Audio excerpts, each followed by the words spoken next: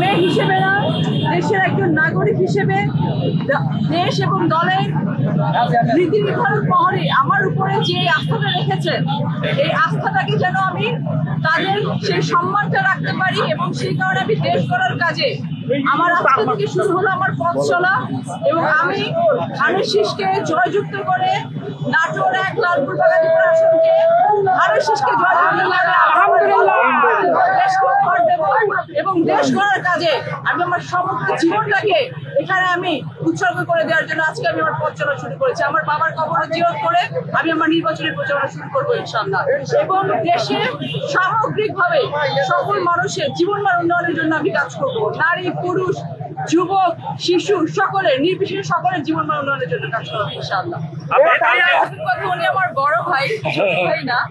দ্বিতীয় কথা হচ্ছে যে আমরা 2 ভাই বোনই অত্যন্ত যোগ্য এবং যারা বিএনপি করেছে ধানের শীষের প্রতীক চাওয়ার প্রত্যেকেরই কিন্তু আমাদের অধিকার আছে। রাজনীতিতে অনেক ধরনের স্ট্র্যাটেজি থাকতে হয়। আমরা 2 ভাই বোন একসাথে মাঠে ছিলাম, একসাথে মাঠে আছি এবং আমাদের আজকে আমি ঢাকা থেকে এসে ভাইয়ার সঙ্গে একটু আসতে পারিনি। আমার মা ভাইয়া সকলের দোয়া নিয়ে আমরা আজকে এখানে এসেছি। যদি ভাইয়া মনোনয়ন পেতেন তাহলে আমরা একইভাবে একসাথে কাজ করতাম। কিন্তু হ্যাঁ, প্রত্যেকটা জায়গায় কিছু দুষ্কৃতিকারী থাকে যারা এখানে ঘটনাগুলো ঘটানোর চেষ্টা করে।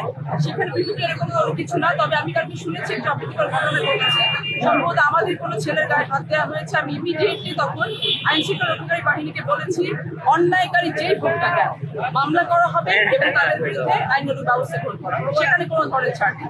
আর এই